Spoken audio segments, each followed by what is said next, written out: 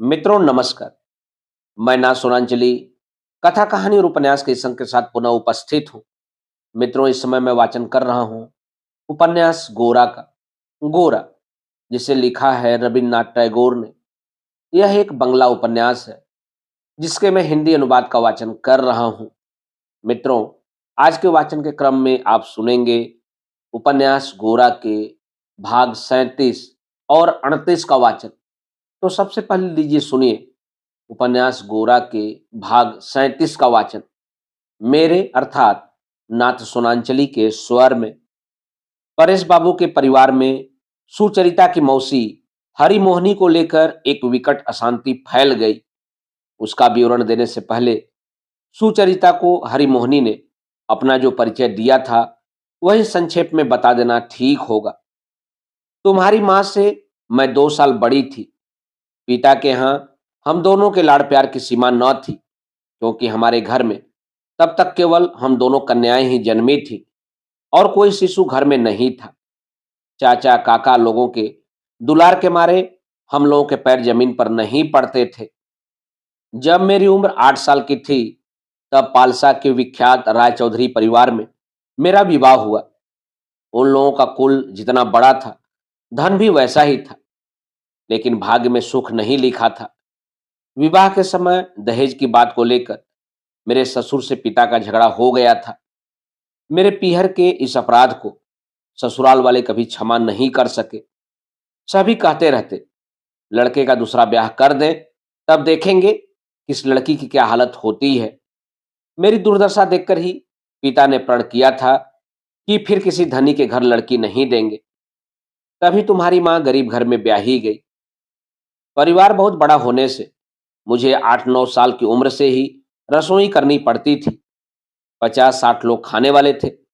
सबको खिलाकर किसी दिन मुझे निरे भात तो कभी दाल भात पर ही गुजारा करना पड़ता। किसी दिन 2 बजे खाना मिलता था तो किसी किसी दिन शाम ही हो जाती थी। भोजन करते ही शाम की रसोई में जुट जाना पड़ता था और रात को 11-12 बजे जाकर खाने का मौका मिलता था। सोने की कोई निश्चित जगह न थी। अंतःपुर में जिस दिन जिसके पास थोड़ी जगह मिल जाती उसी के पास पड़ी रहती। किसी किसी दिन तो पीढ़े डालकर उन्हीं पर सोना पड़ता। मेरे प्रति घर में सबका जो अनादर भाव था उसका असर स्वामी के मन पर भी हुए बिना न रह सका। बहुत दिन से वह मुझे दूर ही दूर रखते आ रहे थे। इसी बीच में जब 17 साल की थी तब मुझे एक लड़की हुई, मनोरमा। लड़की को जन्म देने के कारण ससुराल में मेरी हालत और भी बदतर हो गई। सारे अनादर और अपमान के बीच एकमात्र यह लड़की ही मेरी सांत्वना और आनंद थी। उसके बाप या किसी दूसरे से मनोरमा को कोई प्यार नहीं मिला, इसलिए यह और भी मेरे प्यार की अधिकारी बन गई। 3 साल बाद जब मुझे लड़का हुआ तब से मेरी हालत कुछ सुधरने लगी। तब से मैं गृहिणी गिनी जाने लायक समझी गई। मेरी सास तो थी नहीं। मनोरमा के जन्म के 2 साल बाद ससुर भी मर गए थे। उनकी मृत्यु के बाद जायदाद के बारे में देवरों से मुकदमेबाजी होने लगी। अंत में बहुत सी पूंजी लुटा देने के बाद बंटवारा हो गया। मनोरमा के विवाह का समय आया। कहीं वह बहुत दूर न चली जाए, कहीं उसे फिर न देख पाऊं, इसी आशंका से पालसा से 5-6 कोस की दूरी पर सिमुल नामक गांव में उसे ब्याह दिया। देखने में लड़का कार्तिकेय सा सुंदर था। जैसा रंग वैसा रूप। घर भी अच्छा खाता पीता था। अपमान और कष्ट के दिन पहले जैसे बीतते रहे थे। सुहाग मिट जाने के पहले कुछ दिन विधाता ने मुझे वैसा ही सुख भी दिखाया। पिछले दिनों में पति मुझे बड़ा मान देने लगे थे और मुझसे सलाह किए बिना कोई काम नहीं करते थे। लेकिन इतना सौभाग्य मैं कैसे सहती। हैजा फैला। 4 दिन के अंतर पर लड़का और स्वामी दोनों मर गए। जिस दुख की कल्पना भी असह जान पड़ती है उसे भी मनुष्य सह लेता है। शायद यही बताने के लिए ईश्वर ने मुझे बचा लिया। धीरे धीरे जमाई का असली परिचय मिलने लगा। सुंदर फूल के भीतर ऐसा काला सांप छिपा रह सकता है, यह कौन सोच सकता था। वह कुसंगति में पड़कर शराबी हो गया है। मेरी लड़की ने भी मुझे यह नहीं बताया था। जब तब जमाई आकर तरह तरह की जरूरतें बताकर मुझसे रुपया मांग ले जाता था। दुनिया में मुझे तो किसी के लिए पैसा जोड़ रखने की जरूरत थी नहीं, इसलिए जमाई जब मनुहार करके मुझसे कुछ मांगता तो मुझे अच्छा ही लगता। बीच बीच में मेरी लड़की मुझे टोक देती थी, फटकार कर यह भी कहती कि तुम ही ऐसे पैसे देकर उनकी आदतें और बिगाड़ रही हो।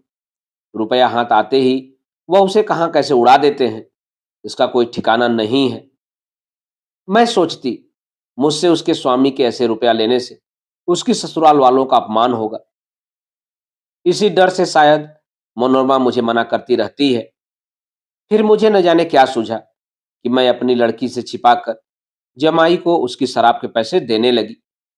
मनोरमा को जब पता लगा तो एक दिन मुझसे रो रो कर अपने स्वामी के कलंक की पूरी कहानी सुना दी। मैं तो सिर पकड़कर बैठ गई।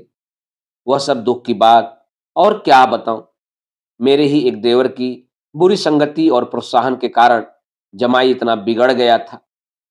जब मैंने रुपया देना बंद कर दिया और जब उसे यह संदेह हो गया कि मेरी लड़की ने ही मुझे मना किया है, तब वह और भी खुलकर खेलने लगा।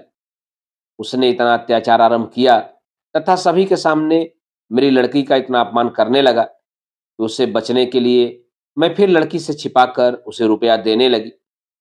मैं जानती थी कि मैं उसे रसातल को भेज रही हूं, लेकिन वह मनोरमा को कितना असह कष्ट दे रहा है, सुनकर मैं रह नहीं पाती थी। अंत में एक दिन, मुझे बहुत अच्छी तरह याद है, माह के महीने के आखिरी दिन थे। गर्मी उस साल जल्दी ही पड़ने लगी थी। हम लोग बातें कर रहे थे कि अभी से हमारे आंगन के आम के पेड़ में बौर आ गया है। उसी माह के एक दिन तीसरे पहर दरवाजे पर आकर एक पालकी रुकी। मैंने देखा, मनोरमा ने हंसते हंसते आकर मुझे प्रणाम किया। मैंने पूछा, कहो मनु, तुम लोगों की क्या खबर है? हंसकर मनोरमा ने कहा, क्यों, जब तक कोई खबर न हो यूं ही क्या माँ के घर नहीं आ सकते? मेरी समधिन ऐसी बुरी न थी। उन्होंने मुझे कहला भेजा कि बहू के संतान होने वाली है। संतान होने तक उसका माँ के पास रहना ही अच्छा है। मैं समझी कि ठीक यही बात होगी। यह मैं न समझ सकी कि जमाई ने इस हालत में ही मनोरमा को मारना पीटना शुरू कर दिया है और किसी अनिष्ट के डर से ही समधिन ने अपनी बहू को मेरे पास भेज दिया है। मनु और उसकी सास ने मिलकर मुझे भुलावे में रखा। मनोरमा को मैं अपने हाथ से तेल मलकर नहलाना चाहती तो वह तरह तरह के बहाने करके टाल देती। असल में उसकी कोमल देह पर मार के जो निशान थे, उन्हीं को वह मेरी नजरों से छिपाना चाहती थी। बीच बीच में जमाई आकर मनोरमा को लौटा ले जाने के लिए हल्ला गुल्ला किया करता। लड़की के मेरे पास रहते उसे रुपए के लिए हट करने में बाधा होती, लेकिन यह झिझक भी धीरे धीरे उसने छोड़ दी और रुपए के लिए मनोरमा के सामने भी मुझे तंग करने लगा। मनोरमा जिद करके कहती, बिल्कुल रुपया मत दो, लेकिन मेरा मन बड़ा दुर्बल था। कहीं जमाई मेरी लड़की पर और अधिक बिगड़ न उठे, इस भय से उसे कुछ रुपए दिए बिना मुझसे न रहा जाता था। मनोरमा ने एक दिन कहा, माँ, तुम्हारा रुपया पैसा सब मैं रखूंगी। और यह कहकर वह सब मेरे चाबी बक्से पर कब्जा कर बैठी। जमाई ने जाकर जब मुझसे कुछ पाने का उपाय न देखा और जब मनोरमा को भी किसी तरह पिघला न सका, तब बोला, मझली बहू को घर ले जाऊंगा। मैं मनोरमा से कहती, दे दे बेटी, उसे कुछ रुपया देकर विदा कर दे, नहीं तो न जाने क्या कर बैठेगा। लेकिन मेरी मनोरमा एक तरफ जितनी नरम थी, दूसरी तरफ उतनी ही कड़ी थी। वह कहती, नहीं, रुपया किसी तरह नहीं दिया जाएगा। एक दिन जमाई आकर आंखें लाल करके बोले, कल मैं तीसरे पहर पालकी भेज दूंगा। बहू को अगर न भेजा तो अच्छा नहीं होगा, कहे देता हूं। अगले दिन शाम से पहले ही पालकी आने पर मनोरमा से मैंने कहा, बेटी, और देर करना ठीक नहीं है। अगले हफ्ते ही फिर तुम्हें लाने के लिए किसी को भेज दूंगी। मनोरमा ने कहा, आज रहने दो माँ, आज मेरा जाने को मन नहीं होता, दो एक दिन बाद आने को कह दो। मैंने कहा, बेटी, पालकी लौटा देने से बिगड़ैल जमाई क्या छोड़ेगा? जाने दो मनु, तुम आज ही चली जाओ। मनु ने कहा, नहीं माँ, आज मेरे ससुर कलकत्ता गए हुए हैं, फागुन के मध्य तक लौट आएंगे, तब जाऊंगी। फिर भी मैंने कहा, नहीं बेटी, चली ही जाओ। तब मनोरमा तैयार हो गई। मैं उसकी ससुराल के नौकर और पालकी वाले कहारों को खिलाने पिलाने के प्रबंध में लगी रही। जाने से पहले उसके पास थोड़ी देर बैठ लूं या उसे अपने हाथों से सजा दूं, या उसे जो खाना अच्छा लगता है वही उसे खिलाकर प्यार जतन के साथ उसे विदा करूं। इसका अवकाश ही न मिला। पालकी पर सवार होने से पहले मुझे प्रणाम करके पैरों की धूल लेते हुए उसने कहा, माँ, तो मैं जा रही हूं। वह सचमुच ही जा रही थी। यह क्या तब मैं जानती थी। वह जाना नहीं चाहती थी। मैंने ही उसे जबरदस्ती विदा कर दिया। इस दुख से मेरी छाती अब फट रही है। अब वह किसी तरह जुड़ा न सकेगी। उसी रात में गर्भपात होने से मनोरमा की मृत्यु हो गई।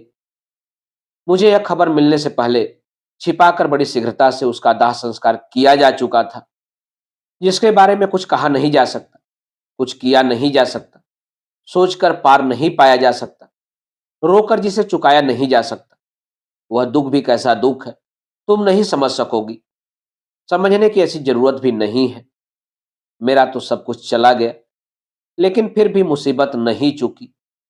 स्वामी और पुत्र की मृत्यु के बाद से मेरी जायदाद पर देवरों की नियत थी। वे जानते थे कि मेरे मरने पर जमीन जायदाद सब उन्हीं की होगी, लेकिन तब तक प्रतीक्षा करने का भी धैर्य उनमें न था। इसके लिए किसी को दोष क्या दो। सचमुच मुझ जैसी अभागिनी का जीते रहना भी भारी अपराध है। दुनिया में जिनकी अनेक जरूरतें हैं, मुझ जैसे प्रयोजनहीन जीव का अकारण उनकी जगह घेरे रहना लोग कैसे सह सकते हैं। मनोरमा जब तक थी तब तक मैं देवरों की किसी बात के भुलावे में नहीं आई। जहां तक हो सका अपनी जायदाद पर अपने अधिकार के लिए लड़ती रही।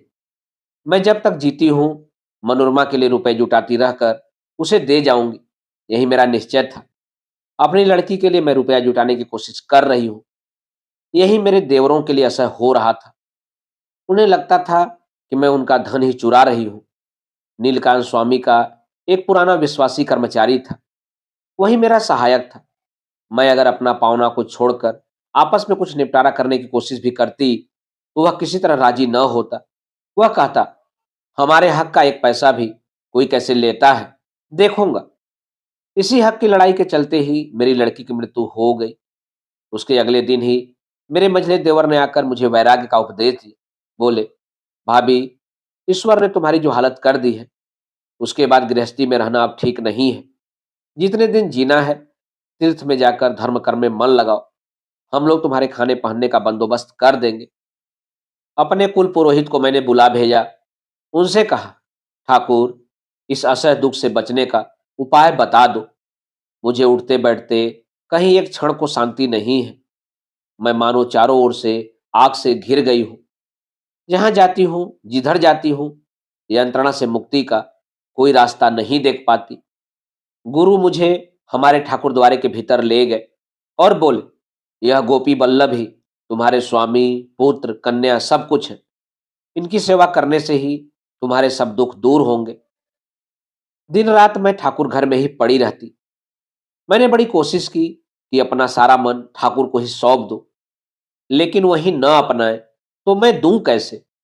और उन्होंने अपनाया ही कहा। मैंने नीलकांत को बुलाकर कहा, नीलू दादा, मैंने तय कर लिया है कि अपनी सब संपत्ति देवरों के ही नाम कर दूंगी। खुराक के लिए वे लोग हर महीने कुछ रुपया दे दिया करेंगे। नीलकांत ने कहा, यह कभी नहीं हो सकेगा। तुम औरत हो, इन सब बातों में मत आ जाना। मैंने कहा, मुझे अब जायदाद का करना क्या है।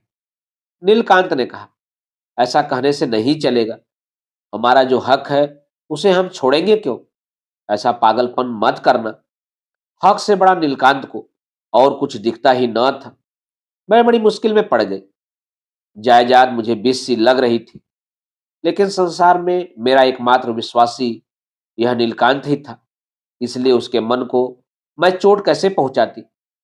वही तो इतने दुख में मेरे उस एक हक की रक्षा करता आया था। अंत में एक दिन मैंने नीलकांत से छिपाकर एक कागज पर दस्तखत कर दिया। उसमें क्या लिखा था अच्छी तरह मैंने देखा समझा भी नहीं।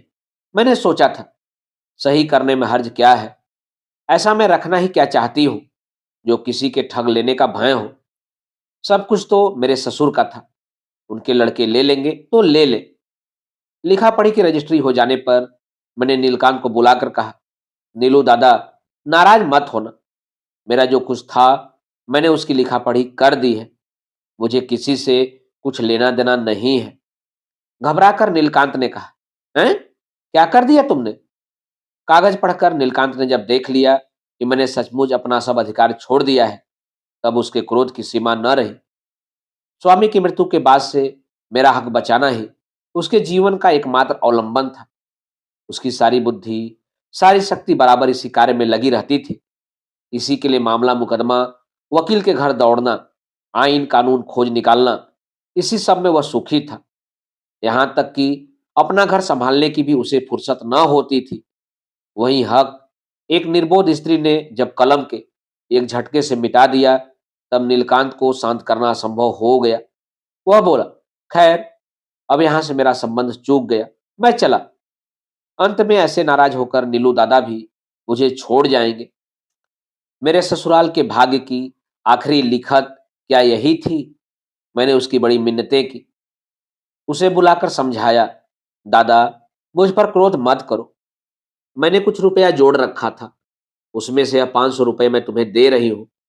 जिस दिन तुम्हारे लड़के की बहू आएगी, उस दिन इनसे उसके गहने बनवाकर मेरे आशीर्वाद के साथ दे देना। नीलकांत ने कहा, मुझे और रुपया नहीं चाहिए। हमारी मिल्कियत का सब कुछ ही जब चला गया, तब यह 500 रुपया लेकर मुझे संतोष नहीं होगा। वह रहने दो। यह कहकर मेरे स्वामी का अंतिम सच्चा बंधु भी मुझे छोड़कर चला गया। मैंने ठाकुर द्वारे में शरण ली। देवरों ने कहा, तुम तीर्थ करने जाओ। मैंने कहा, मेरा ससुराल ही मेरा तीर्थ है, और जहां ठाकुर हैं वही मेरा आश्रय है।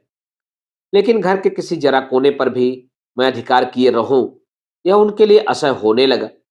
इस बीच उन्होंने हमारे घर में अपना माल असबाब लाकर तय कर लिया था कि कौन सा कमरा किस काम में लाया जाएगा।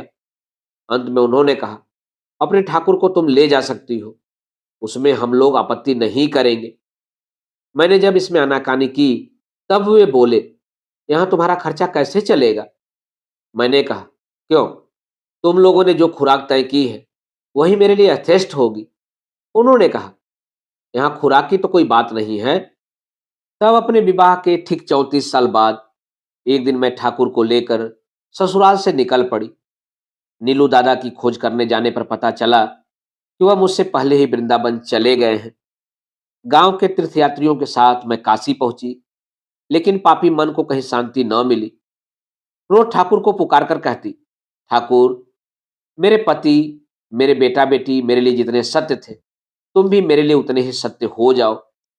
लेकिन मेरी प्रार्थना वह कहाँ सुनते थे। मेरा मन किसी तरह न संभलता। मेरा सारा शरीर मन रोता रहता।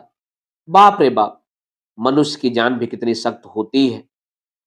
मैं 8 वर्ष की उम्र में ससुराल गई थी, तब से एक दिन के लिए भी पीहर न आ सकी। तुम्हारी माँ के विवाह के समय आने की बड़ी कोशिश की थी, कोई नतीजा न निकला। फिर बाबा की चिट्ठी से ही तुम लोगों के जन्म की और फिर बहन की मृत्यु की खबर मिली। माँ की गोद से वंचित हुए तुम लोगों को एक बार मैं अपनी गोद में बिठा सकूं, अब तक ईश्वर ने ऐसा सुयोग नहीं दिखाया। तीर्थ घूमकर जब यह देख लिया कि माया अब भी मन को घेरे हुए है, किसी अपनी चीज को पाने के लिए हृदय की तृष्णा अभी नहीं मरी, तब तुम लोगों की खोज करने लगी। सुना था कि तुम्हारे पिता धर्म छोड़कर, समाज छोड़कर अलग हो गए थे, लेकिन उससे क्या होता है। तुम्हारी माँ मेरी सगी बहन जो थी, काशी में एक भले आदमी थे। तुम लोग का पता पाकर यहाँ आई हूँ।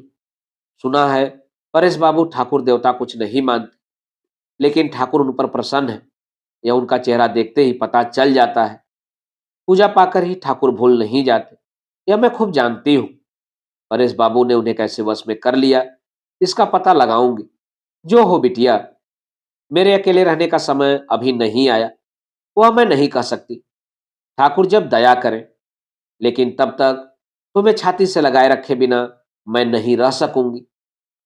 मित्रों, यह था उपन्यास गोरा के भाग 37 का वाचन। इसी क्रम में अब लीजिए सुनिए उपन्यास गोरा के भाग 38 का वाचन। वरदा सुंदरी की अनुपस्थिति में परेश बाबू ने हरि मोहिनी को आश्रय दिया था। छत पर अकेले कमरे में उन्हें स्थान देकर ऐसी व्यवस्था कर दी थी कि अपने आचार का पालन करने में उन्हें कोई विघ्न न हो। लौटकर वरदा सुंदरी अपनी गृह व्यवस्था के बीच यह अकल्पित प्रादुर्भाव देखकर एकदम जल भुन गई। बड़े तीखे स्वर में उन्होंने परेश बाबू से कहा, यह मुझसे नहीं होगा। परेश बाबू ने कहा, हम सबको तुम सह सकती हो और उस एक अनाथनी विधवा को नहीं सह सकोगी। वरदा सुंदरी जानती थी कि लोक व्यवहार का ज्ञान परेश बाबू को बिल्कुल नहीं है। किसी बात से दुनिया में क्या सुविधा या असुविधा होती है, इस बारे में वह कभी कुछ सोचते ही नहीं। सहसा एक न एक काम कर बैठते हैं। उसके बाद चाहे कोई गुस्सा करे, बिगड़े या रोए धोए, वह एकदम पत्थर की मूर्ति बने बैठे रहते हैं। भला ऐसे आदमी से कौन निभाह सकता है? जरूरत होने पर जिसके साथ झगड़ा भी न किया जा सके, उसके साथ कौन स्त्री गृहस्थी चला सकती है? सुचरिता और मनोरमा की उम्र लगभग एक ही थी। हरिमोहनी को लगने लगा कि देखने में भी सुचरिता बहुत कुछ मनोरमा सी ही है और स्वभाव भी उससे मिलता जुलता है। वैसी ही शांत और वैसी ही दृढ़। कभी कभी अचानक पीठ की तरफ से उसे देखकर हरिमोहनी का हृदय एकाएक चौंक उठता। किसी किसी दिन सांझ के अंधकार में वह निशब्द अकेली बैठकर रो रही होती, तब सुचरिता के पास आने पर पलके बंद करके उसे दोनों हाथों से खींचकर छाती से लगाकर कह उठती, आह, मुझे लग रहा है कि उसी को मैं छाती से लगाए हूं। वह जाना नहीं चाहती थी, जबरदस्ती मैंने उसे भेज दिया। दुनिया में क्या कभी किसी तरह मेरी यह सजा पूरी न होगी? शायद जो दंड मिलना था मिल चुका, अब वह फिर आ गई है। यही तो लौट आई है, वैसी ही हंसती हुई लौट आई है। मेरी बिटिया, मेरी मणि माणिक, मेरा धन। ऐसा कहकर सुचरिता के सारे चेहरे पर हाथ फेरकर उसे चूमकर वो आंसुओं में डूबी रहती। सुचरिता की आंखों में भी आंसू आ जाते। वह मौसी की गर्दन में हाथ डालकर कहती, मौसी, मैं भी तो माँ का प्यार बहुत दिन तक न पा सकी। वही खोई हुई माँ आज फिर लौट आई है। कितनी बार, कितने दुख के समय, जब ईश्वर को पुकारने की शक्ति नहीं रही, जब भीतर ही भीतर मन टूट गया है, तब मैंने माँ को पुकारा है। आज वही माँ मेरी पुकार सुनकर आ गई है। हरिमोनी कहती, ऐसा मत कह, मत कह। तेरी बात सुनकर मुझे इतना आनंद होता है कि मैं डर जाती हूँ। हे ठाकुर, इधर ध्यान देना ठाकुर। सोचती हूँ कि और मोह नहीं करूंगी, मन को पत्थर करके रखूंगी, लेकिन मुझसे नहीं होता। मैं बड़ी दुर्बल हूं, मुझ पर दया करो, मुझे और मत मारो। नहीं राधा रानी, तू जा, चली जा, मुझे छोड़ जा, मुझे फिर मत बांध, मत बांध। मेरे गोपी बल्लभ, मेरे जीवननाथ, मेरे गोपाल, मेरे नीलमणि, मुझे फिर किस जंजाल में डाल रहे हैं? सुचरिता कहती, मुझे तुम जबरदस्ती नहीं हटा सकोगी मौसी। मैं तुम्हें कभी नहीं छोड़ूंगी, बराबर इसी तरह तुम्हारे पास ही रहूंगी। वह यह कहकर मौसी की छाती में सिर छिपाकर शिशु सी चुप बैठी रहती। सुचरिता के साथ 2 दिन में ही उसकी मौसी का ऐसा गहरा संबंध हो गया कि उस थोड़े से समय से उसकी तुलना नहीं हो सकती। इससे भी वरदा सुंदरी विरक्त हुई। इस लड़की को तो देखो, जैसे हमने कभी इसको लाड़ प्यार किया ही नहीं। मैं पूछती हूँ, इतने दिन मौसी कहाँ थी? बचपन से ही तो पाल पोस कर हमने बड़ा किया, और आज मौसी का नाम सुनते ही जैसे हमें पहचानती ही नहीं। मैं बराबर उनसे कहती रही हूँ, तुम लोग जो सब सुचरिता को अच्छा अच्छा कहते हो, वह बाहर से भले भली मानस दिखती है, लेकिन उसके मन की था पाना सरल नहीं है। इतने दिन हमने उसके लिए जो कुछ किया, सब निष्फल हो गया है। वरदा सुंदरी का दर्द परेश बाबू नहीं समझेंगे, यह वह जानती थी। इतना ही नहीं, हरिमोहनी के प्रति विरक्ति प्रकट करने से वह परेश बाबू की नजरों में गिर जाएगी, इसमें भी उन्हें जरा संदेह नहीं था। इससे उनका गुस्सा और भी बढ़ गया था।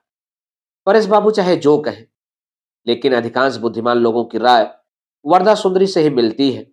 यही साबित करने के लिए वह अपना गुट बढ़ाने की चेष्टा करने लगी। अपने समाज के प्रधान अप्रधान सभी लोगों के साथ वह हरिमोहनी के मामले की चर्चा करने लगी। हरिमोहनी का हिंदूपन, उनकी ठाकुर पूजा, घर में लड़के लड़कियों पर उसका बुरा प्रभाव, इस सब को लेकर उनके आरोपों का अंत नहीं था। केवल दूसरों के सामने चर्चा तक बात न थी, वरदा सुंदरी सभी तरह से हरिमोहनी को तंग भी करने लगी।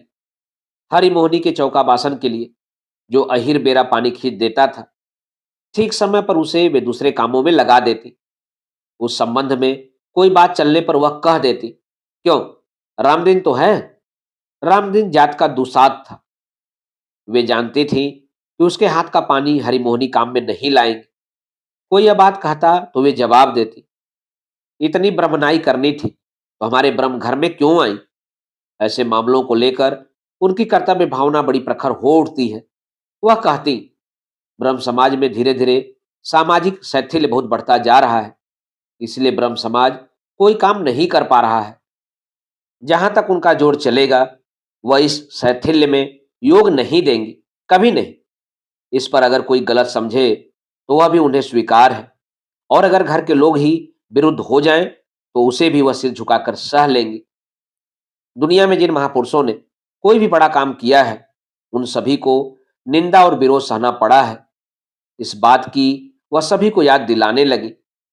लेकिन कोई असुविधा हरिमोहिनी को नहीं हरा सकती थी। उन्होंने जैसे प्रण कर लिया था कि वे कृष्ण साधना की चरम सीमा तक पहुंच जाएंगी। उन्होंने भीतर जो असह दुख पाया था, मानो बाहर भी उससे सामंजस्य बनाए रखने के लिए वह प्रतिदिन कठोर आचार के द्वारा नए कष्टों का सृजन करती हुई चलती थी। इस तरह स्वेच्छा से दुख को वर्ण करके उसमें आत्मी बनाकर वश में करने का उनको अभ्यास था। जब हरिमोहिनी ने देखा कि पानी की असुविधा होती है, तब उन्होंने भोजन पकाने का काम बिल्कुल छोड़ ही दिया। ठाकुर के सामने निवेदन करके प्रसाद स्वरूप दूध और फल पर ही दिन काटने लगी।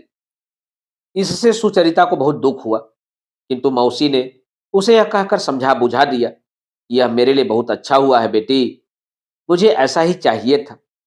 मुझे इसमें कोई कष्ट नहीं है, बल्कि आनंद ही है। सुचरिता ने पूछा, मौसी, अगर मैं दूसरी जाति के हाथ का खाना पानी न लूं तो तुम मुझे अपना काम करने दोगी? हरिमोहिनी बोली, क्यों बेटी, जो धर्म तुम मानती हो उसी के अनुसार चलो। मेरे लिए तुम्हें दूसरे मार्ग पर नहीं चलना होगा। मैंने तुम्हें पाया है, तुम मेरे पास हो, रोज तुम्हें देख पाती हूं, यही मेरा आनंद है। परेश बाबू तुम्हारे गुरु हैं, पिता हैं। जो शिक्षा उन्होंने तुम्हें दी है तुम उसी को मान कर चलो, उसी से भगवान तुम्हारा मंगल करेंगे। वरदा सुंदरी के सारे अत्याचार हरिमोहिनी ऐसे सहने लगी मानो वह कुछ समझी ही न हो। परेश बाबू जब आकर उनसे पूछते, कैसी हैं, कोई असुविधा तो नहीं है ना, तब वह कह देती, मैं बहुत सुख से हूं। लेकिन सुचरिता को वरदा सुंदरी के अत्याचार बराबर अखरते रहे। वह शिकायत करने वाली न थी, और परेश बाबू के सामने वरदा सुंदरी के व्यवहार की बात तो वह किसी प्रकार न कह सकती। चुपचाप वह भी सब कुछ सहती रही। इन सब मामलों में किसी प्रकार का विरोध करने में उसे बड़ा संकोच होता। इसका परिणाम यही हुआ कि धीरे धीरे सुचरिता संपूर्णतया अपनी मौसी के साथ हो गई। मौसी के बार बार मना करने पर भी खाने पीने के संबंध में वह पूर्णतया हरिमोहिनी की अनुवर्ती होकर चलने लगी। अंत में यह देखकर कि सुचरिता को कष्ट होता है, विवश होकर हरिमोहिनी ने फिर रसोई करना आरंभ कर दिया। सुचरिता ने कहा, मौसी, तुम मुझे जैसे रहने को कहोगी मैं वैसे ही रहूंगी, लेकिन तुम्हारे लिए पानी मैं स्वयं खींच कर लाऊंगी, वह मैं किसी तरह नहीं छोड़ूंगी। हरिमोहिनी ने कहा, बेटी, तुम बुरा मत मानना, लेकिन उसी जल से मुझे ठाकुर का भोग भी तो लगाना होता है। सुचरिता ने कहा, मौसी, क्या तुम्हारे ठाकुर भी जाति मानते हैं? क्या उन्हें भी पाप लगता है? क्या उनका भी समाज है? अंत में सुचरिता की निष्ठा के आगे एक दिन हरिमोहिनी को हार माननी ही पड़ी। सुचरिता की सेवा को उन्होंने संपूर्ण भाव से ग्रहण कर लिया। सतीश भी दीदी की देखा देखी मौसी की रसोई खाऊंगा के मोह में आ गया। इस प्रकार इन तीनों के मिल जाने से परेश बाबू के घर के कोने में अलग एक छोटी सी गृहस्थी जुट गई। अकेली ललिता ही इन दोनों के बीच सेतु सी बनी रह गई। वरदा सुंदरी अपनी और किसी लड़की को इधर फटकने भी न देती, लेकिन ललिता को मना कर सकने की हिम्मत उनमें न थी। मित्रों, अभी आप सुन रहे थे उपन्यास गोरा के भाग 38 का वाचन मेरे अर्थात ना सोनांचली के स्वर में।